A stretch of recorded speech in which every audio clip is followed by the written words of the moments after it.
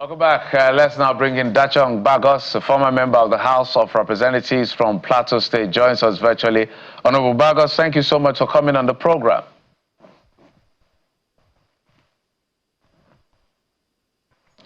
If you can help us unmute your device, we'll appreciate it, Honorable.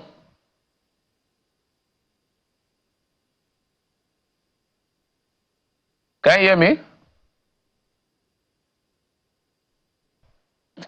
Oh dear. Honorable Bagos, if you can hear us, please help us unmute your device so we can hear you. I guess you're hearing us. We want to also hear you so that we'll be able to have a conversation, two-way conversation.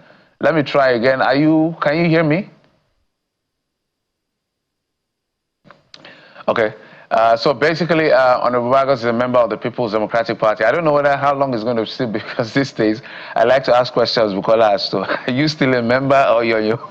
Well, Jeffrey, that's where we're planned to start from. Did he attend Saturday and Sunday convention in Ibadan, your state capital? Is he in agreement with all of the decisions that have been made? Because these days, when you see a People's Democratic Party member, you have to ask them, where are you? Are you still with the PDP, or you're out of the PDP, or you're in the PDP with one leg and the other with another leg? You know, the other day we had a PDP member from Enugu State, from Anambra State, and we were asking him if he had who he would be supporting, and what was the state of things with his governorship candidates in Anambra in the governorship election.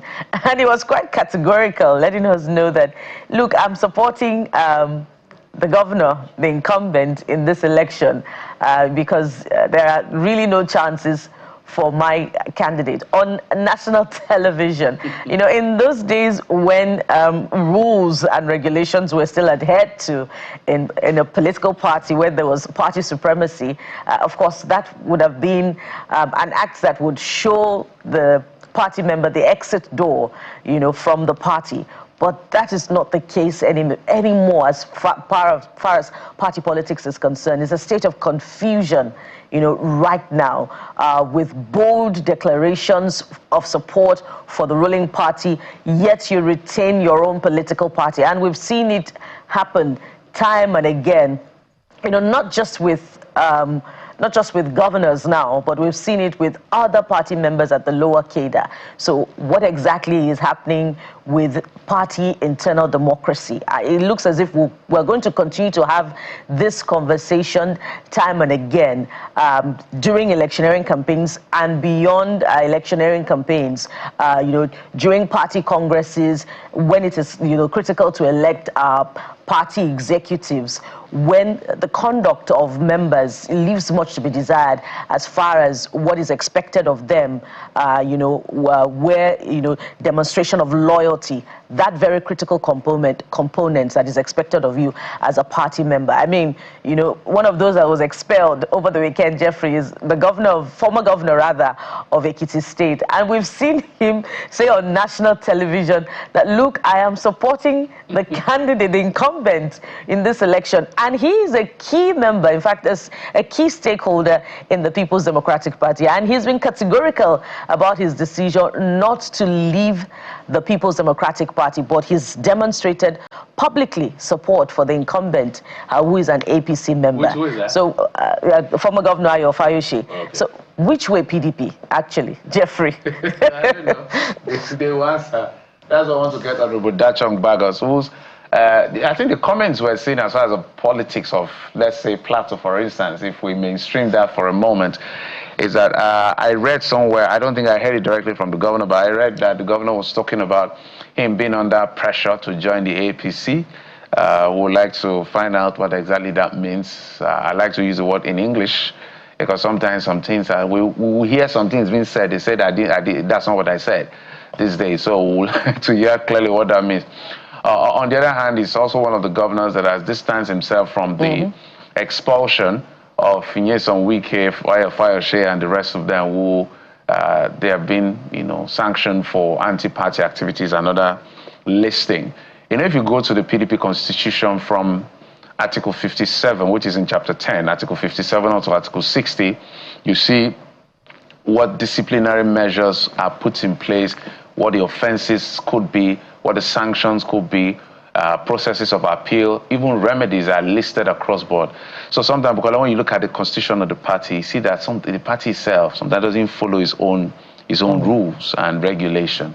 So this is where you just hit the nail on the head when you said when party supremacy held sway, it would have been a very big, important thing. So for instance, when party supremacy held sway, if we ever had that era, when Atiku Abubakar chose to run against, what you could call structural rotation bias of our country, where there is an unwritten rule that when North rules for 8 years, South will rule for 8 years. We just ping-pong ourselves like that. It's nowhere in our constitution.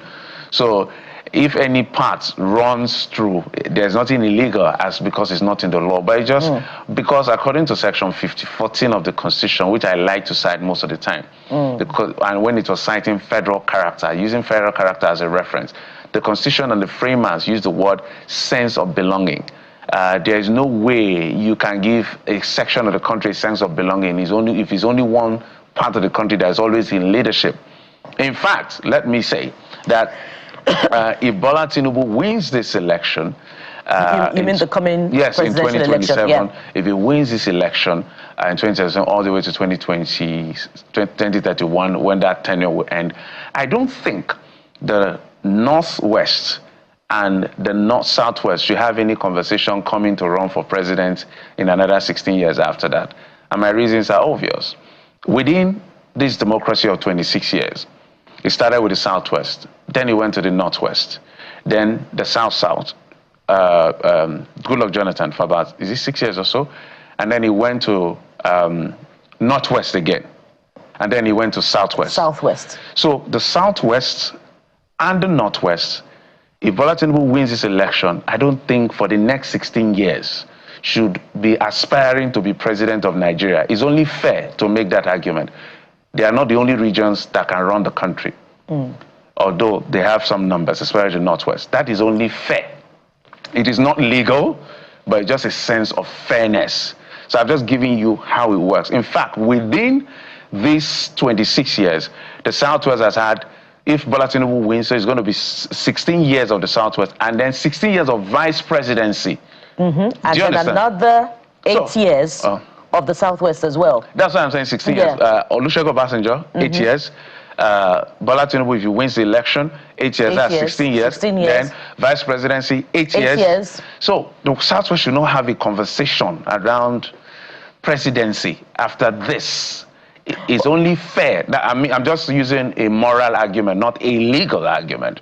Northwest should also not have a conversation. Let it go to other parts. I don't want to mention any parts.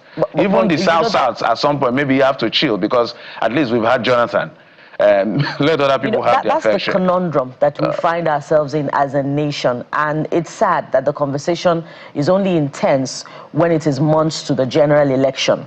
And that is where, the political parties have failed. When they go to sleep, they go to bed right after an election has been fought and won. And you're talking about the critical role of an opposition not against now, to put the feet of the ruling party to the fire. Where is the opposition? The opposition is embroiled in crisis. Time and again we talk about the need for the Southeast also to have a go at the seat of power, and we see a lack of consensus even within the politicians and elder statesmen from that part of the country. But it's not just about the Southeast. As we say, competence really is everywhere in Nigeria, and we have over 200 ethnic groups. So how do we give each group a sense of belonging?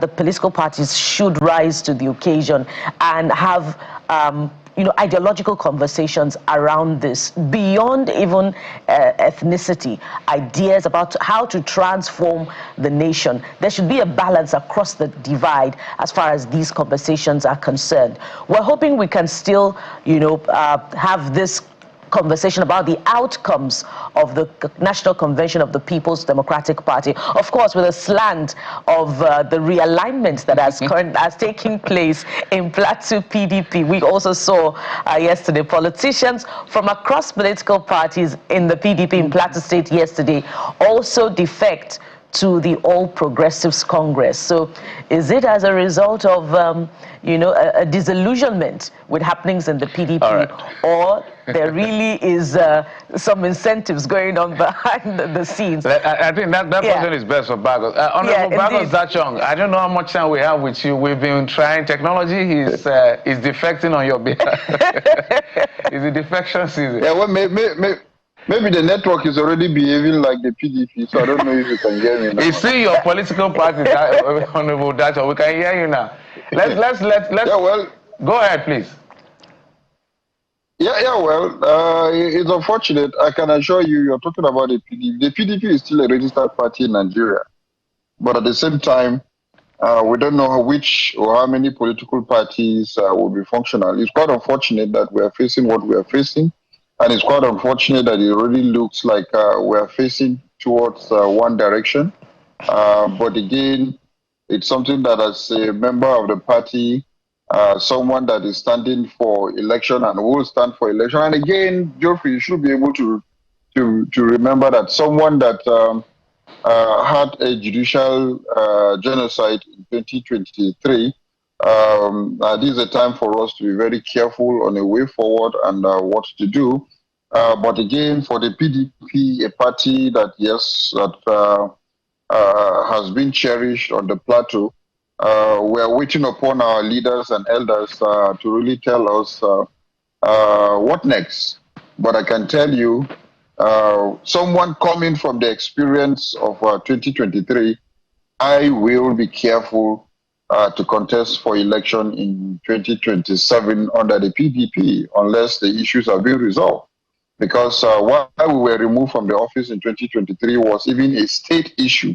Now that is a national issue. I don't know who to follow, either the Damagun or the new Turaki or the Abdul Rahman Ledesco, who will sign my form when I'm trying to contest for election. So as a politician who has the mandate of my people, it's a room for a very wide open consultation with our people to have a very positive direction, because affliction will not rise the second time on us, you know. So, Honorable Bagos, you've made two unflattering comments about your political party in the last 2 minutes or thereabout when you spoke. So can we safely say that you did not participate in the Saturday and Sunday convention over the weekend?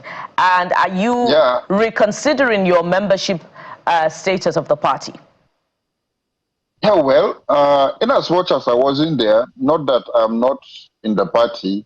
For now, I'm still a member of the PDP. But any serious politician between now and 2027 will be able to think very well on what is happening. And like I said, someone that has an experience, of the turmoil, the experience of the fight that happened within the PDP, and how interlopers even inflicted more pains on the plateau as a result of the internal issues we had.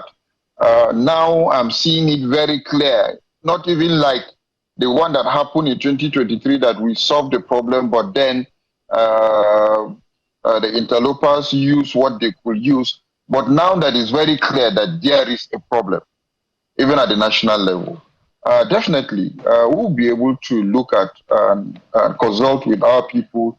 And again, we have a leader who is the governor to be able to hear from him so that he'll be able to give us a direction. Because the mandate of the people is about the candidate, it's not about the party. That is very important for us to know as well. That the Plateau people, if you check the social media, you will see a banner, an online banner going, the People's Plateau People's Party. And what Plateau People's Party means outrightly is that whosoever that is our candidate whosoever that we love as a person in any other direction, that is the direction. But I can tell you, for now, the leader of the Plateau People's Party is His Excellency Barrister Caleb Manasseh Mutfwang. We are waiting for his direction to see which of the registered party, if it will, if the PDP fail to fix its house before election, definitely we will hear from him. But for now, you see, we must tell ourselves the truth. For now, I don't see any light at the end of the tunnel of the PDP coming towards the general election, especially for anybody that will contest election. Because how can you, two things happen just within 3 weeks or 1 month. Number one, you sold only one form just for the chairmanship election. The court said there was a due process. Number two, within the convention, without the disciplinary committee, Geoffrey, just like you outrightly mentioned, what the constitution of the party spelled out from section 57 upward, they are supposed to have been a disciplinary committee before suspending or even expelling someone, just a voice vote, you know. So when you see due process is not being adhered to, you that you're contesting for election, you should be able to think very well and look at and analyze issues, consult with your people, and ask and look for a way forward. So we shouldn't be political with the truth. For me, I've always told my people, I've always stand for the truth. So for now, as it is, I don't see the light at the end of the tunnel. So do you think that the expulsion of these members was a good idea? Some have said this is way too late. Yes, on weekend, and in fact, they should have been, the G5 should have been expelled a long time ago, not now. But now doing this, because Seyi Makinde, for instance, was part of the G5 that worked against his own party. You know, even the G5, they were split. Some were supporting Bola Tinubu, the president, now president. Some were supporting Peter Obi in that election. But now they have gone their separate ways. Some are still part of the G5. Some have left, like Seyi Makinde. Do you think that this decision should have been made a long time ago? I'm asking based on the fact that we're just concerned about the state of the opposition parties. Yeah, Geoffrey, whether it's late or whether it's now, the most important thing is that was due process followed. That is, for me, that's where I stand. Even if it were now or it were late, a lot of things, if you want to make your house to be clear and clean, you need to do some house cleaning. So if the house cleaning wasn't done on time, or if due process was not followed to do the house cleaning, then definitely what you see at the end of the day is what will happen. Someone said jokingly that now you will see cameras in front of His Excellency just a week here to explain what will happen, because definitely he will want to, at the end of the day, defend himself. So whether it was late or whether it's now, was due process followed. It's not because whether you're with Wike or you're not with Wike, but the most important thing is that we have a party that we need to have built. We had a party that we could have really gave out a strong opposition to Nigerians, for Nigerians to believe. But when the party, at the end of the day, we just do things as if we're in the market square, then definitely that will not hold. So whether it's late or whether it's not late, because if you say that it's late, meaning that they were the problem of the party, that you needed to have taken decision earlier. So if you had not taken decision earlier, which means they were not a problem in the party, and now you realize that they're a problem in the party, you just do what you need to do through the window. So that, to the leaders of the party, the ball is on their table, that, look, the right thing needs to be done. My own is that in any aspect of life, just like you were talking about the BPP, is that let due process be followed. Are you saying this because your principle is against the decision? No, not that because my principle is against the decision. Was the right thing done? If the right thing was done, I know that my principal, His Excellency Barrister Caleb Mutfwang, is that he's a seasoned lawyer, someone that has been in the bar for decades, so he knows the right thing. So if the right thing was done, I can tell you, to save the party, he will be there and stand with you with the party. So it's not that because he stood against it and that's why we too were standing. No, it's because was the right thing done and was the right thing ever done. So these are issues that we should not shy away for understanding that was the right thing done or not. That is the most important thing that we should be able to understand at the end of the day. Just like you clearly spelled out the provisions of the Constitution, that should be what we should hold going forward in terms of these discussions. So can you tell us if it's true that your principal is under pressure to defect from the PDP? And if he does, would you also would you be defecting along with him? Every politician, every politician that has value in Nigeria today is under pressure by any other political party, not just the APC, because every political party is shopping for a good candidate that will be able to win election for, and every political party, either be the opposition or be the ruling party, is shopping for candidates. So definitely, he is under pressure. We are under pressure to either join the ruling party or to join other parties as well. So it's midterm, 2 years down to election, and every political party is shopping for. Even at the end of the day, he so decided that it's APC, and he has been able to convince everybody that, look, these are the reasons for us to get to APC. Right? So be it. But I can tell you, our ideology and values are most important, because the ideology of the candidate is what we stand for. So the ideology of His Excellency Barrister Caleb Mutfwang, who is a leader of plateau politics, in terms of him being on the seat today as our leader, I can tell you his ideology is very, very important for us to lose at this very particular moment.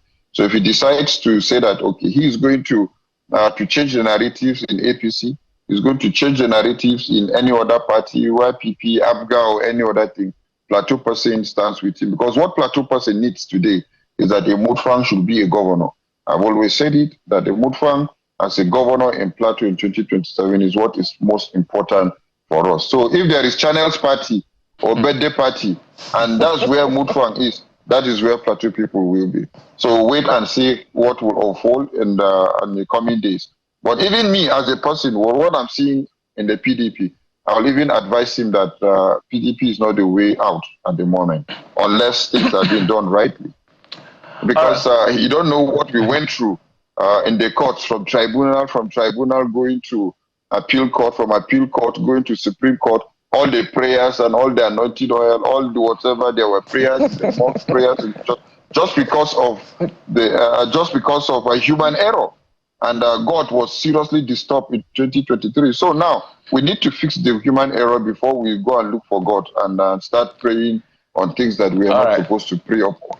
Yeah. So and again, you know, the politics of Nigeria, and even looking at the politics of the PDP and other parties, as it is that, look, while we are having this, we need to inject young people into the system, so that young people will bring in fresh ideas into it. So what I'm looking and expecting from the PDP is that, can young people be brought to the table? Can young ideas brought to the table to see that instead of them busy, bring these young people together to bring in fresh ideas into the party. All right, Honorable Nat'l, before I let you go, when politicians start talking like this, we already know where they are going. But we're not going to let the we already know where they are going. Well, it's not about one politician. One reality has down on the politician, Joffrey. Yes. One reality of lack of due process have down on the politician or any other person.